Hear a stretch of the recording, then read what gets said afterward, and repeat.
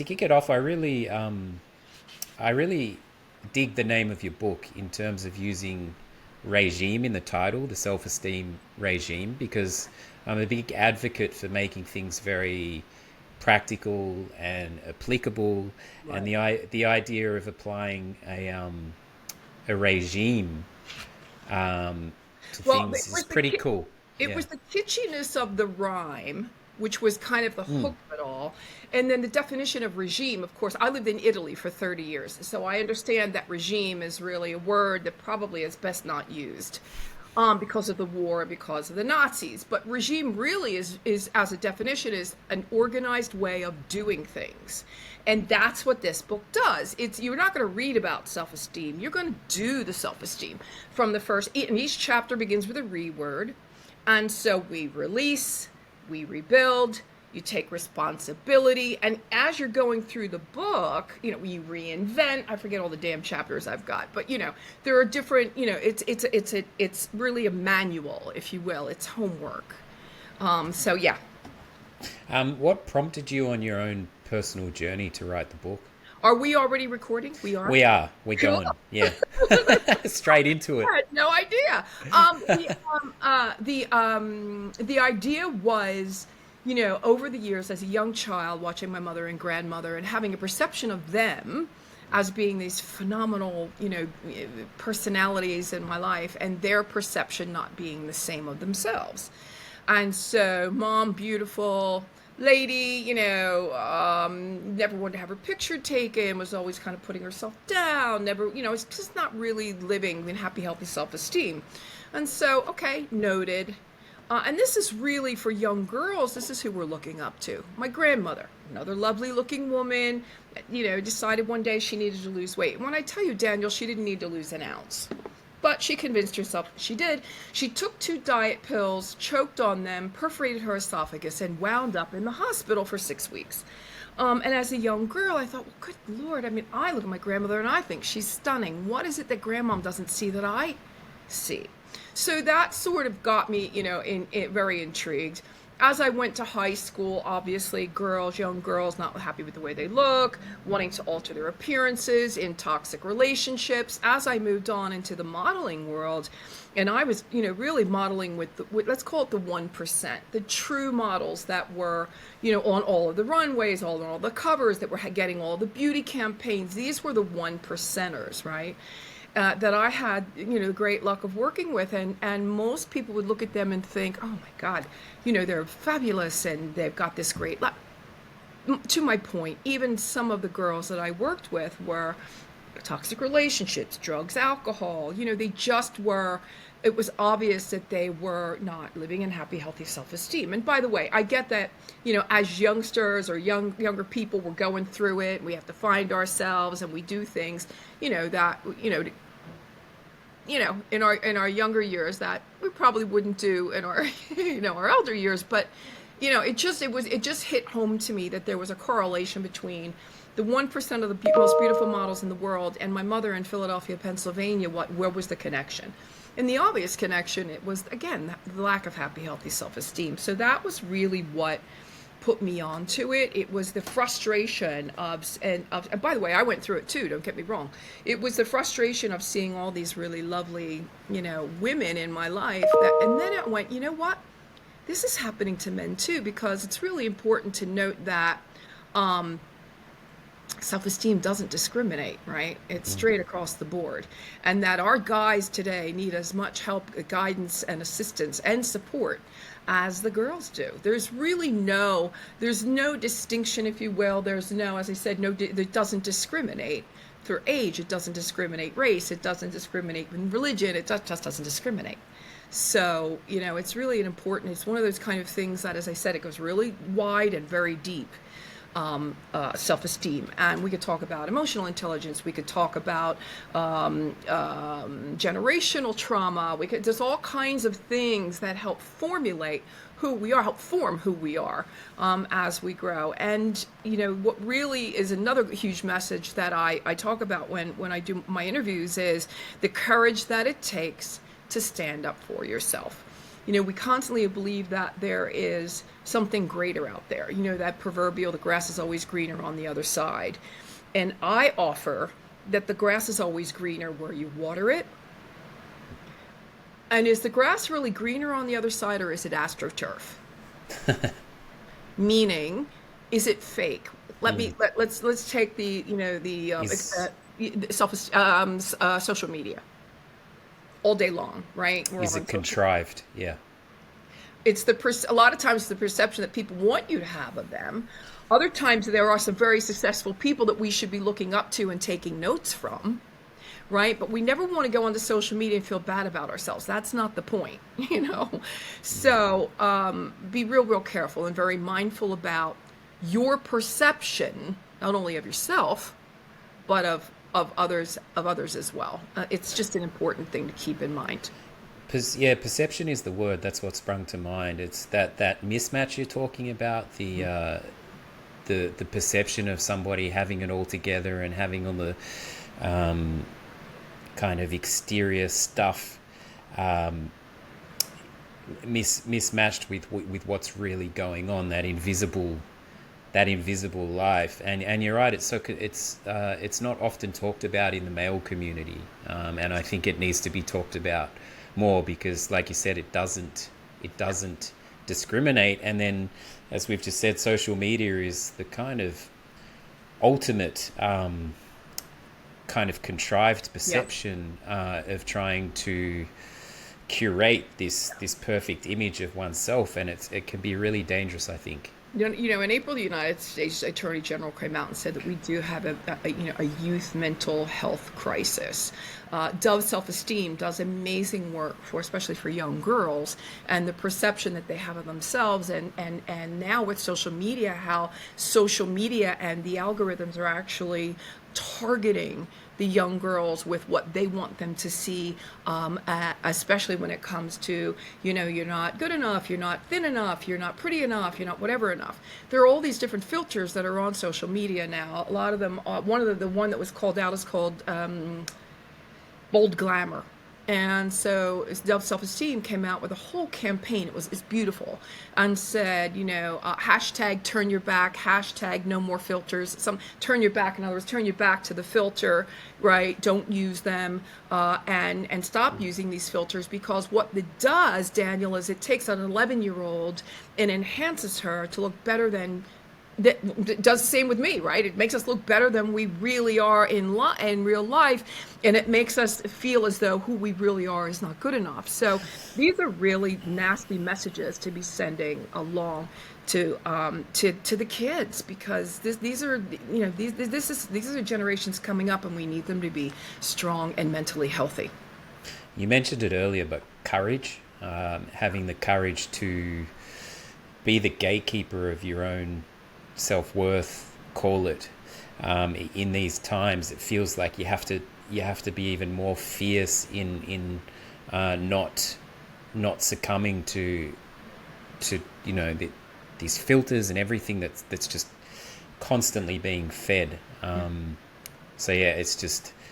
Well, I'm not a parent. I've never had children of my own, but I certainly have been mothered in many. And what I do, because I'm just motherly and I'm I'm just a born caretaker, and I love that. I just really think that we need to get the devices out of their hands 24/7. We need to get back to the kitchen table. If parents were to ask me, and they don't, but if they were to, I'd say, let's get back to the kitchen table. How much does it really take out of the day? Get them into the kitchen, have them helping you do things, have them help you set the table while you're chopping up the onions or whatever is going on, and really have conversations like, how was your day? Because usually kids are going to go, fine, good. Really try to keep them, in your area with you, and take a deeper dive into the conversation, and then have that, have a really nice chat at the table. Well, let me tell you about my day then. If you don't, just keep, let them know that they've got parents in their lives. They've got a mother, they've got a father. They may have separate kind of situation where they have a mother and a father in another home. It's kind of all over the place right now. But I think you really, need to get these kids back into in some places, and some, and I would like to start with the kitchen table for sure. The danger is that it's rewiring brains, and how we how we keep that in check. It's Right. yeah, and I mean it just always frustrates me that the main driver behind social media is supposed to be connection, and it's as Yeah. big as disconnect as possible. And don't get me wrong, I'm on it, and I'm just trying to manage the way I use it. You said earlier, there's people on there that we can learn from and Yeah. everything. So, Oh but yeah. I think it's how it's managed. Yeah. But it's quite the beast, and we've never seen anything Well, the next like it thing in we have to terms be of. really mindful of, as we move forward, is AI.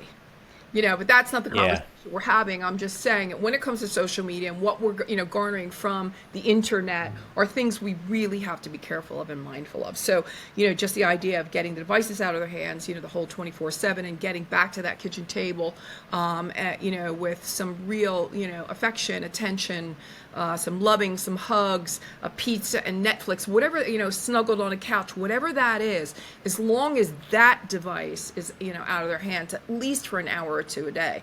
I mean, it's kind of one of those things that it's kind of like, the horse is already out of the barn, if you will.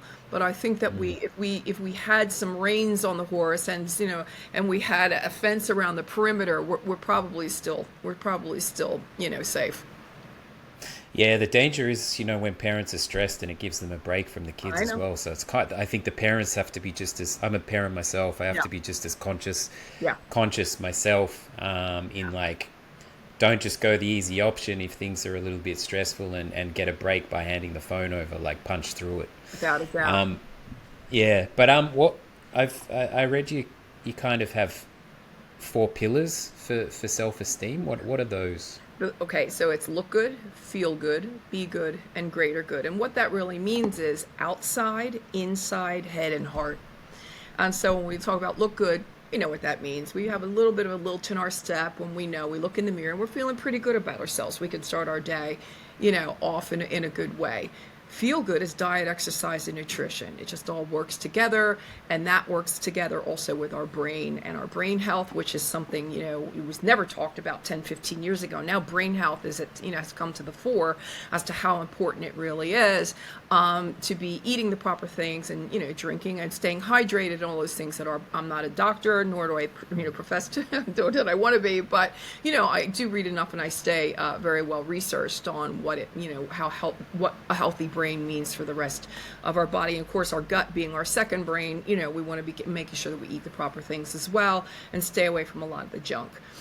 So that's that. Then be good is leadership. It's relationships. It's your finances. It's your business. It's a lot of the other really the things that you do in life that you really like to be really good about. You want to be mindful of. You want to be on top of your game. And then the greater good is giving back, paying it forward, tithing, volunteering, those kinds of things. That it might be something.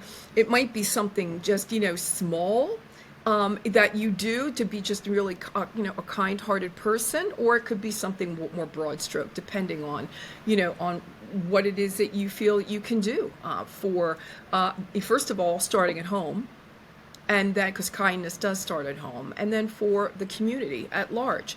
I like to say to people, right now there's not a lot of money going around for a lot of people. They can just tithe, or they can just, give to charities. So why don't we smile? Smile at someone, hold an elevator door open, help a woman down the stairs with her baby carriage, stand up for the elderly and a pregnant woman on public transportation. Just the silly kindness things that we used to do once upon a time that really don't seem to get done as much anymore. Everybody's very angry now. Daniel, I don't know about there in Europe, but here there's a lot of anger. People are really unhinged. A lot of people are very unhinged, and we see it every day on social media. We definitely see it on our news. And we really need to get back to just, coming back into ourselves, probably a little more meditation, a little more self-care, a little more me time, if you will, just taking time away. I had to do it for, a couple of weeks ago. I took a week off. I couldn't even look at the computer. I was so overwhelmed by, I got to take a week off, which I never do.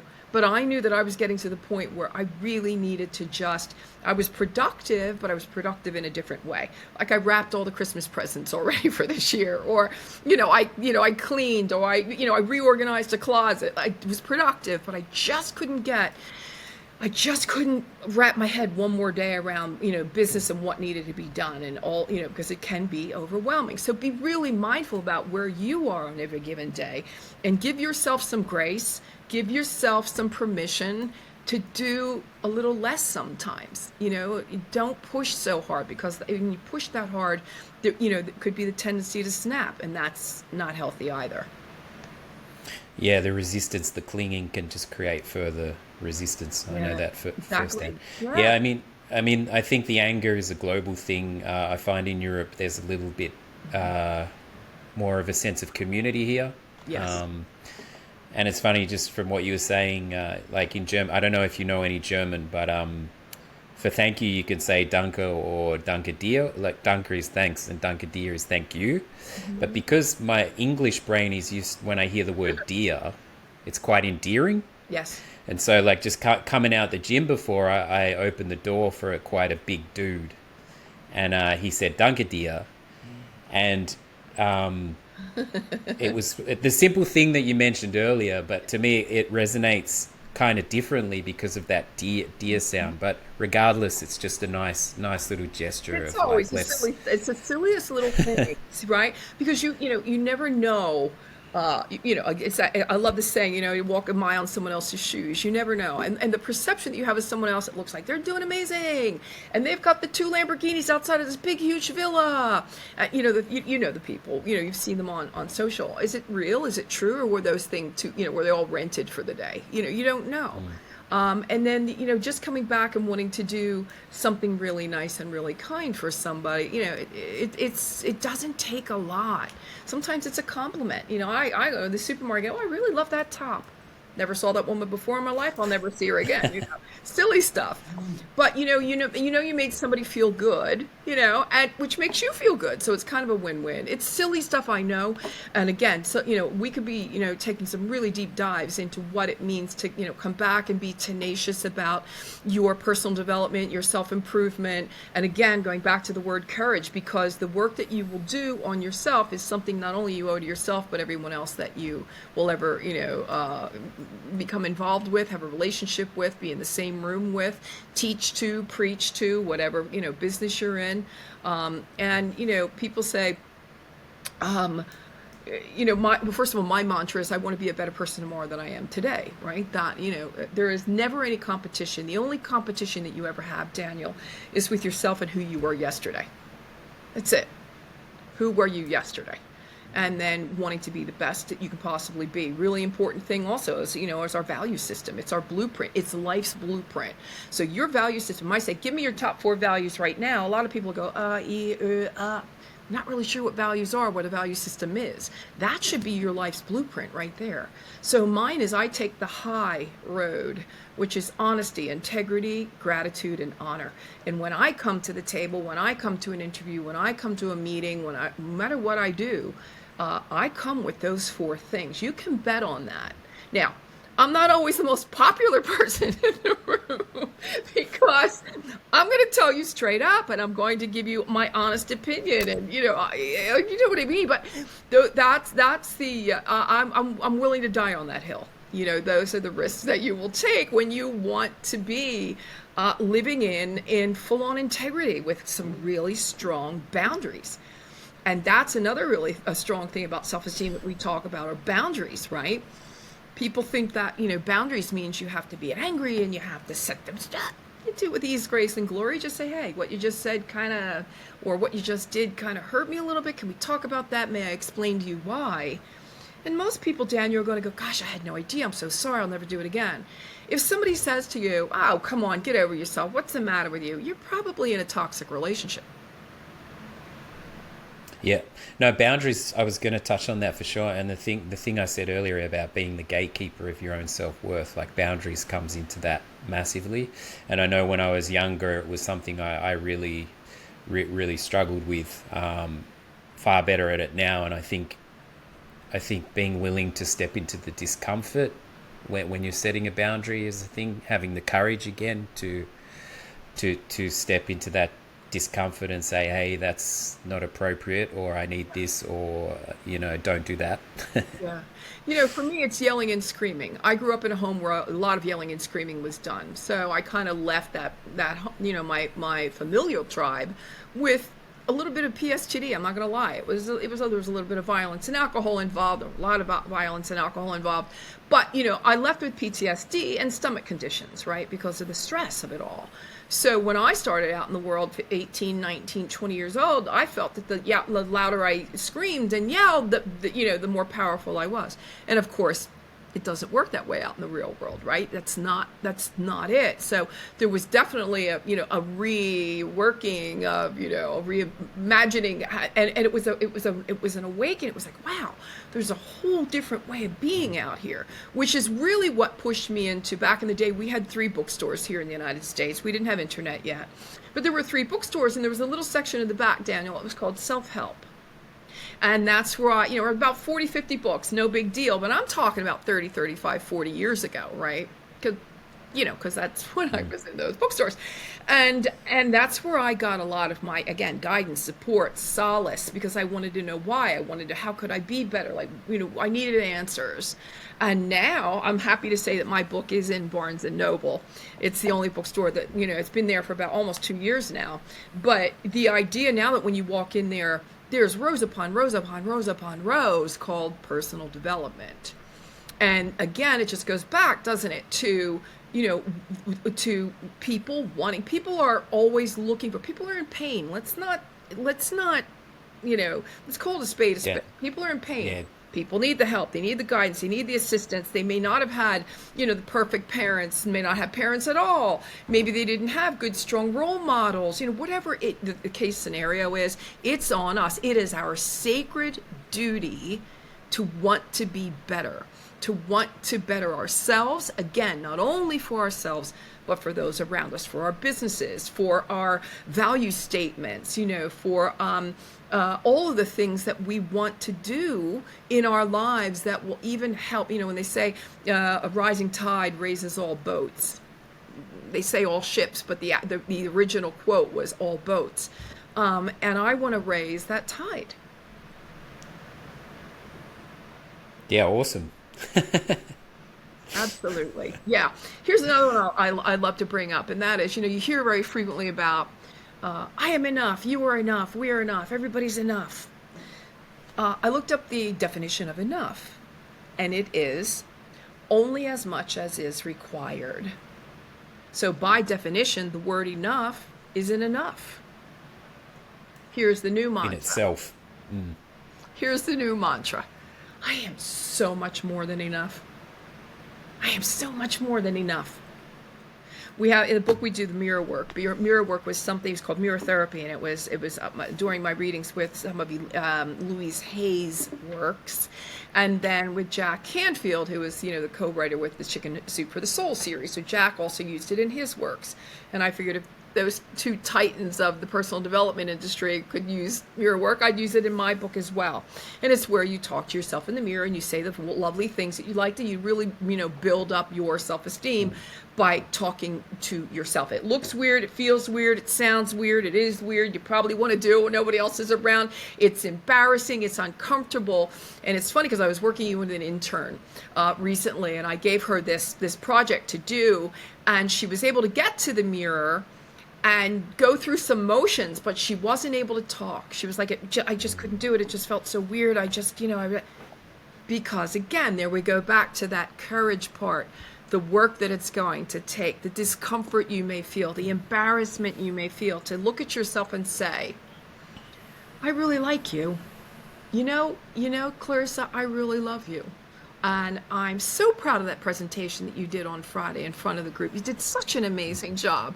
And I forgive you for that one time that, what you're actually doing is saying the things that you really want to hear that nobody else is going to tell you, right? They're not going to tell you, so by doing this, and again, it's a really odd kind of exercise, but I promise you, it's one of the most impactful things you will ever do for your self-esteem.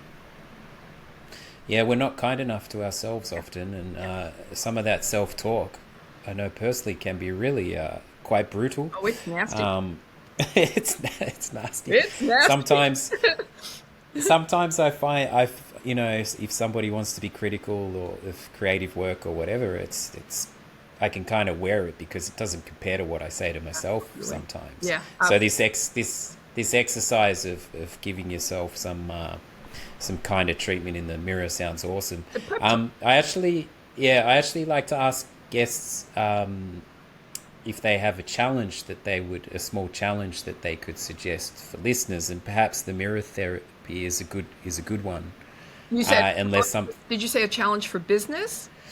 For the listeners. Oh, sorry. for listeners. No. Yeah, yes. Here's one. Yeah, sorry. Okay.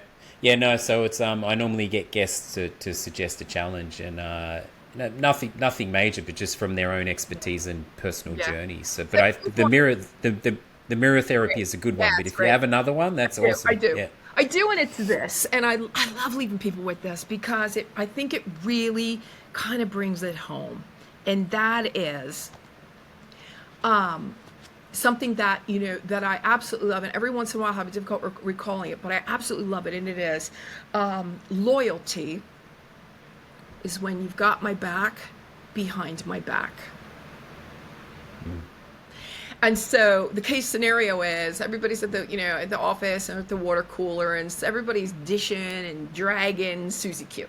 I had 4 or 5 people at the water cooler, and they're just, oh, that damn Susie Q, she's this and she's that, and she said this and she did that, and you see the way she's dressed and got all of that, the way people are and the way people can be. If you were to walk up to that group and go, hey guys, I know Susie Q, and that's not the Susie Q I know. Maybe she's just having a bad day. Maybe she needs a hug.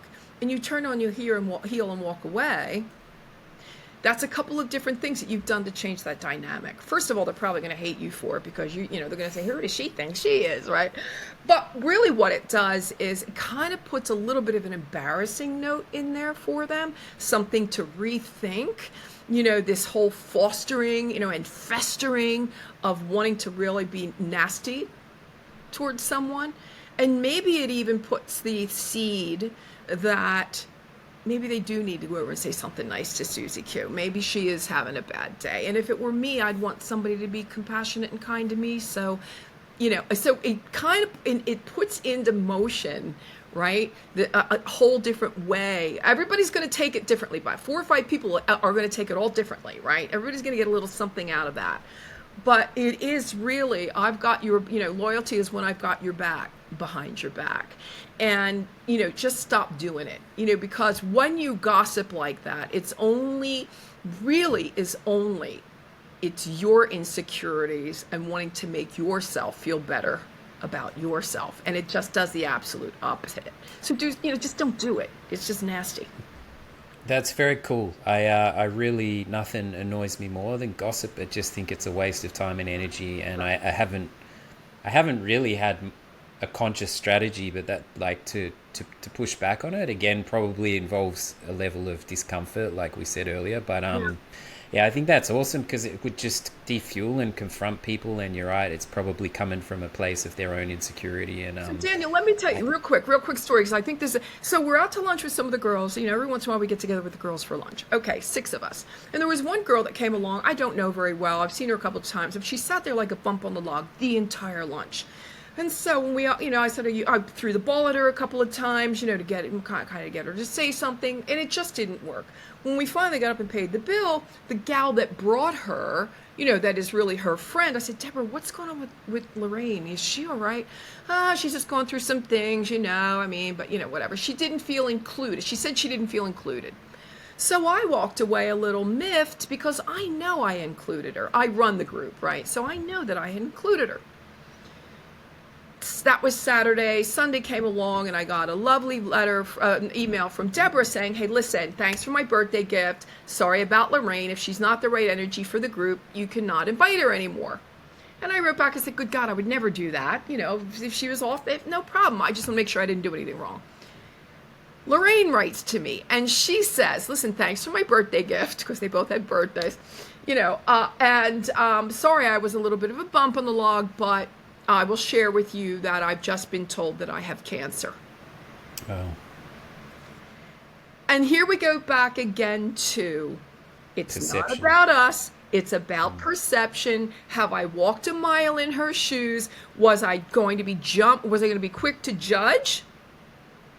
Or in my heart of hearts, did I know something was really wrong? And I went to ask Deborah what it was. Now, it wasn't Deborah's job to tell me that she had cancer, because it's a very personal thing. But, so to my point, right? I mean, I wasn't unkind to Lorraine, but I was kind of like, gosh, what's the deal here? And of course, it came out in the wash. Yeah, that's a prime example. Prime example. Yeah. Yeah. No, it's a big one. There's just energy is better spent. Energy is better spent lifting each other up. Yes, indeed. Gossip. Yes, indeed. Yeah. Where can people find you and your work? Pretty much everywhere except Snapchat. You can just go to Clarissa Burt and find me pretty much anywhere. Facebook, LinkedIn, Instagram, YouTube, everywhere. I forget what else. I get Twitter. I'm everywhere. Just not a Snapchatter, that's all. And the book you can find pretty much anywhere as well. You can find it on Amazon, straight across the world. You can find it on Amazon and Audible.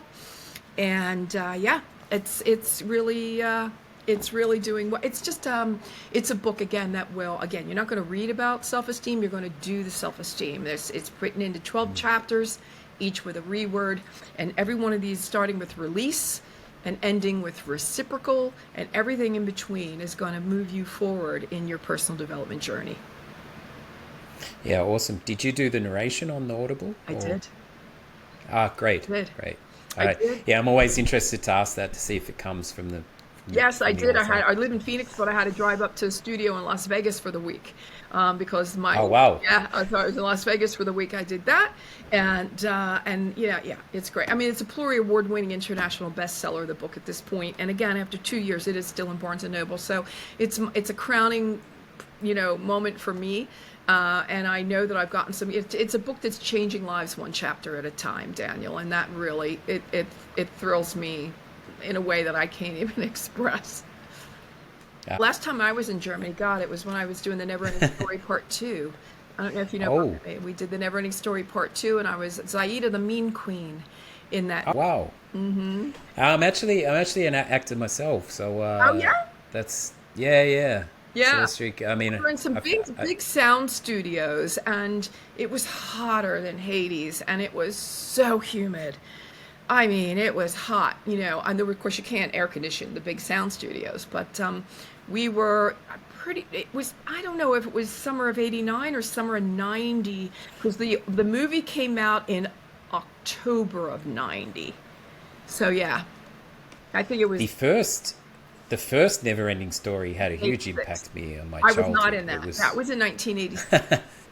That was in 1986, and it did really, really well. The second one didn't do as well, but I was in it, so I like to talk about that, because we had a blast. I had a great time. So much fun. Oh, for sure. Germany. Yeah, what a unique experience. Yeah, Germany. Yeah. Germany's great. But I was living in Italy at the time. I lived in Italy for 30 years, so yeah. Wow. Yeah. There's a lot. We might have to do a part 2. There's a lot we can talk about. Absolutely. Did you do other features, or was that the only one? It was really the only one that, I did a lot of different movies in Italy. So there were, different like mini series and different movies that I did there. There was another movie that came out called Caruso Pascoschi di Padre Polacco, and that came out in 1988, and that was on the top 10 best-selling movies of the year in '88. But I worked more in television than I did in movies.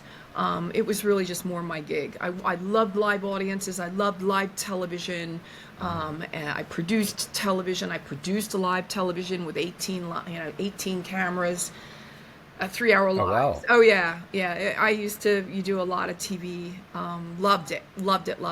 I mean, I loved movies too, but there was a lot of sitting around. I just love television. So yeah, I did a lot of TV work. Very cool. Quite a rich experiences you've had. Yeah, there. so thank you, Daniel, so much. Awesome. Have a good day over there in hot Arizona.